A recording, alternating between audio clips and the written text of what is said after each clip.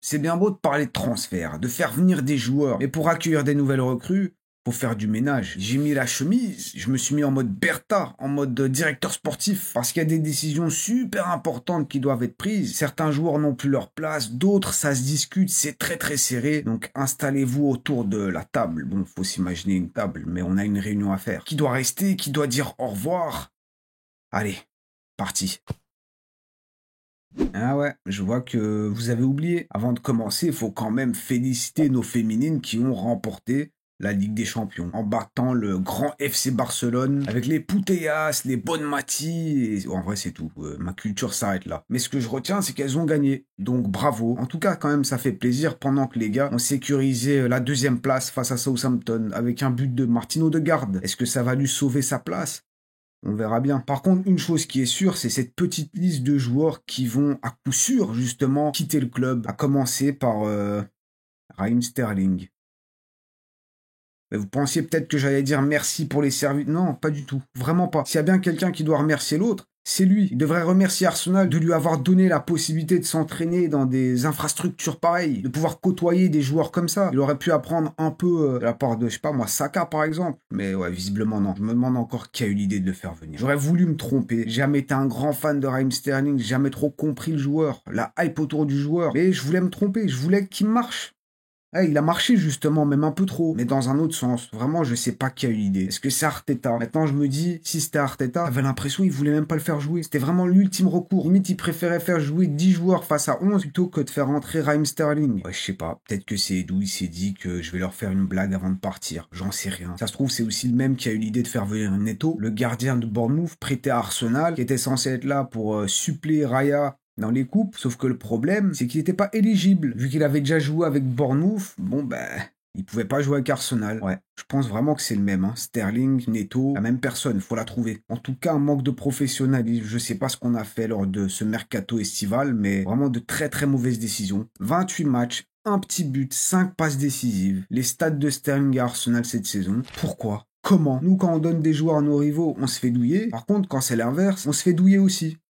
À part ça, il y a aussi Jorginho qui va quitter le club, il va retourner au Brésil, il va d'ailleurs jouer la Coupe du Monde des clubs, je crois, avec Flamengo. Il y a aussi ce bon vieux Kieran Tierney qui a marqué un but lors de son dernier match face à Southampton. Ah, il va quand même nous manquer. Un bon gars, il représentait bien le club. Malheureusement, bon, il y a eu notamment des blessures qui l'ont pas aidé, et puis t'as d'autres joueurs qui ont pris sa place. Mais on garde quand même de bons souvenirs avec lui, et il reste encore un joueur. Cette saison, j'ai souvent parlé de deux joueurs, Sterling et Zinchenko. Je vais quand même te dire merci. Merci quand même d'être venu, de nous avoir un peu aidé au début, avec ta mentalité de Manchester City, de champion, tout ça si tu veux. Ça nous a quand même d'une certaine façon aidé. Mais force est de constater sur le long terme, sur le moyen long terme, sur le moyen court terme même, on se rend compte que non, il est dépassé physiquement. Il se fait manger, ce qui me choque, et vraiment je m'en rendais même pas compte, il a 28 ans. Il a seulement 28 ans. Je me suis jamais vraiment posé la question, et je me disais, ouais, 33, 34. Non, il a 28 ans. Que ce soit en tant que remplaçant et encore pire en tant que titulaire, non, c'est pas possible. Même troisième choix, non. T'es capable de faire un bon petit décalage, un centre ou quoi, mais derrière tout ça, il y a trop de risques. On perd beaucoup trop quand tu joues, donc voilà, c'est à peu près la liste des expulsés sans sommation, carton rouge direct. On va pas parler des Marquinhos, des Lokonga, Tavares, Fabio Vieira. Voilà, on se concentre principalement sur le noyau dur, les titulaires et ceux qui s'en rapprochent, comme par exemple, bon bah, Tomiyasu. Tomiyasu qui ces derniers temps est énormément blessé. Il est un peu revenu, une rechute, chute, rechute, re-rechute, que des chutes. Et c'est triste parce que c'est un soldat. Vraiment, Tomiyasu, je le vois comme un soldat. Il n'est pas forcément très bon dans un domaine en particulier, mais il fait à peu près tout ce que tu lui demandes. Donc moi, perso, je lui donnerais quand même sa chance encore pour la saison suivante, en espérant qu'il n'y ait pas de blessure et on verra après. Faut quand même qu'on fasse attention à notre profondeur de banc, ça va être important d'avoir des joueurs. Et de toute façon, Tomiyasu, il est blessé, sa cote, elle est au plus bas. Donc, qu'est-ce que tu veux vendre? C'est nous qui allons devoir payer pour le faire partir. Comme Calafiori, certains disent qu'il faut le faire partir. Bon, il a eu quelques blessures, mais il vient aussi surtout d'arriver. Je crois que c'est sa première saison. Profondeur de banc, comme on a dit. Alors oui, il a des petites lacunes. En tant que latéral, c'est vrai qu'il manque de vitesse pour revenir. Mais on le garde quand même. C'est une valeur ajoutée, tout comme Jakub Kiwior. Je m'y attendais pas. Très bonne entrée à la place de Gabriel qui s'est pété vraiment au pire moment, juste avant le Real. Là, t'as Kiwior qui, on a vu au début, il avait un peu du mal. Il n'était pas certain et nous, on n'était pas serein. Mais force est de constater, il a pris du rythme. Et là, il faut l'applaudir. Faut le remercier parce qu'il fait une très très belle fin de saison. Kiwior, moi je le garderai, sauf s'il y a une très bonne offre qui vient. Alors me demandez pas des chiffres, j'en sais rien. Je vois que sur Transfermarkt, sa valeur, elle est de 22 millions. On va pas faire grand-chose avec ça. Mais je pense quand même ces dernières semaines, au vu de ses performances, sa valeur, elle a quand même augmenté. Il a la cote en Italie surtout. Donc s'il y a une bonne offre, une très bonne offre, en vrai, pourquoi pas. Mais c'est pas le joueur que je voudrais voir absolument partir. Là par contre, au milieu de terrain, on va avoir un petit débat.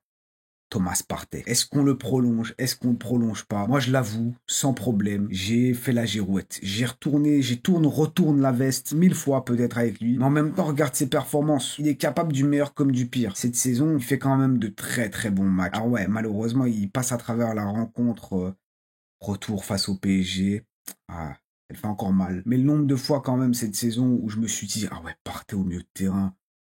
Je suis impressionné. Pardon d'avoir douté. Et je me dis, est-ce qu'il aurait pas mérité une petite prolongation d'1 an ou deux? Bon, lui, à mon avis, il viserait plutôt les 2, 3 ans peut-être. Il faut qu'il se sécurise. Nous, bon, faut pas abuser non plus. Mais 1 an, 2 ans à la limite, et à une condition aussi. En tant que remplaçant, moi, Thomas Partey titulaire, je suis plus convaincu. C'est très bien, c'était très bon ces derniers temps. Mais Thomas Partey, on le garde et on fait venir un vrai numéro 6. Ça parle de Zubimendi, évidemment. En tant que remplaçant de luxe, Thomas Partey, je pense que ce serait fou de cracher dessus. Donc moi, Thomas Partey, doublure de Zubimendi, franchement, pas mal. Jorginho qui s'en va, Thomas Partey qui prend sa place et Zubimendi qui prend la place de Thomas. Pour moi, tout est bon. Après, c'est vrai que Thomas, il a quand même eu des moments, c'était pas évident. Il monte en puissance, bam, blessure. Il revient, bon, c'est très poussif, il fait pas mal d'erreurs, très inconstant, capable du meilleur comme du pire. Mais ça va, il reprend du rythme, il se pète. Et la boucle recommence. On monte un peu plus haut,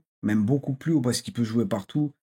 Kai Havertz. Qu'est-ce qu'on fait aussi de Kai Havertz? Alors je sais même pas s'il y a besoin de parler parce que je vois absolument pas Arteta se séparer de Havertz. Je pense vraiment qu'il l'adore. Un joueur qui divise beaucoup. Certains le défendent, d'autres le détestent, se moquent de lui. Ou plutôt voient les autres supporters se moquer de lui et ça les fait câbler. Je peux comprendre. Un joueur très atypique qui donne l'impression qu'il a juste pas envie. Il fait tout au ralenti, il court au ralenti, il frappe au ralenti, il fait la passe au ralenti. Mais bon, il nous a quand même bien aidé à certains moments, même si cette saison, en plus de la blessure, on va pas dire qu'on a eu la meilleure version de Kai Havertz, mais ça sert pas à grand chose de parler de son futur parce que je le vois absolument pas partir. Et il me semble d'ailleurs que c'est le joueur le mieux payé d'Arsenal. Ouais. Ça fait réfléchir. Tout comme le prochain, c'est Merino. Merino, même chose. Il va rester, c'est sûr. Il nous a quand même bien aidé en pointe. J'applaudis. Plus bas, le début de saison, quand il est arrivé, le moment où il s'est pété quand même l'épaule. Ok. Mais après ça, ces matchs, nul.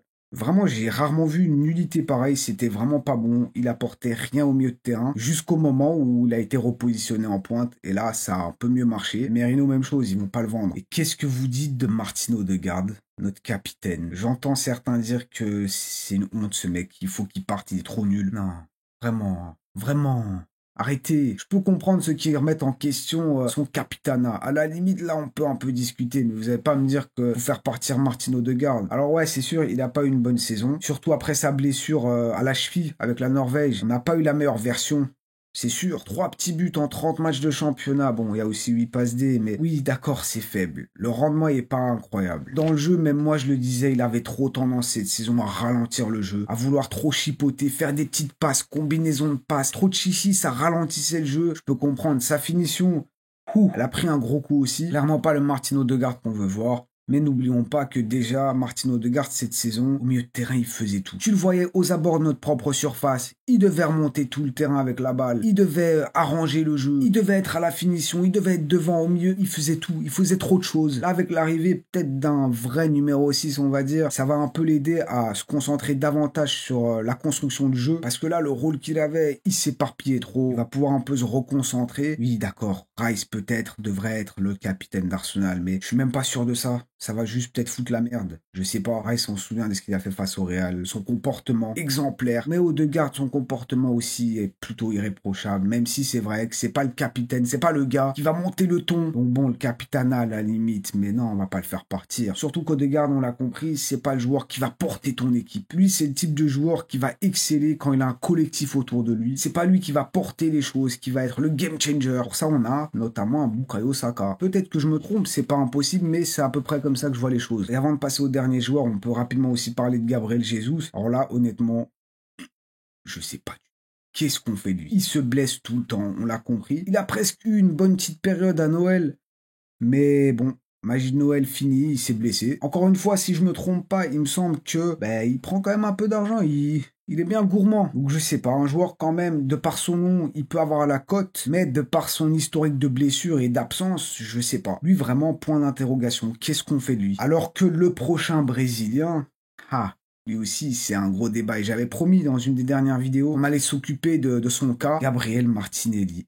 Notre petit cher Gabriel, qui est plus ou moins arrivé au même moment que Saka. Ils ont eu une montée ensemble, sauf qu'il y en a un des deux qui est monté, l'autre qui, sur cette saison, j'ai même envie de vous demander, est-ce qu'il n'aurait pas régressé? Est-ce qu'il n'est pas devenu moins bon? Je sais pas du tout, mais le niveau, il n'est pas suffisant. Peut-être que c'est Arsenal qui commence à aspirer de plus en plus à des grandes choses et que lui suit pas, je sais pas. Mais j'ai l'impression vraiment que Gabriel Martinelli, il est à la traîne. Si vous voulez, je peux le redire encore une fois, il fait tout tête baissée. Il fait à peu près les mêmes choses à chaque fois. Mais le problème, c'est qu'il est devenu et il devient de moins en moins efficace. Il arrive de moins en moins à faire la différence. Alors la vitesse et tout, il l'a, mais il arrive de moins en moins à passer les adversaires. Il est devenu de plus en plus prévisible. 51 matchs toutes compétitions confondues, 10 buts, 6 passes D. Qu'est-ce qu'on en pense de ces stats? C'est pas suffisant. Gabriel Martinelli, ça devient pas suffisant. Il a que 23 ans, il est encore jeune, beaucoup de talent, un bon potentiel, j'ai aucun problème avec ça. Mais actuellement, Arsenal aspire à des grandes choses et je pense qu'on est quand même pas mal limité en ayant des joueurs de l'équipe 1 comme Gabriel Martinelli. Donc la décision, le verdict, ce serait quoi? C'est pour moi, je pense que si on peut le garder en tant que super sub, pourquoi pas, mais pas en tant que titulaire. Sans oublier de citer Trossard, qui apparemment va prolonger. Il a 30 ans. J'ai peur parce que ça parle d'une prolongation de 4-5 ans, je sais pas quoi.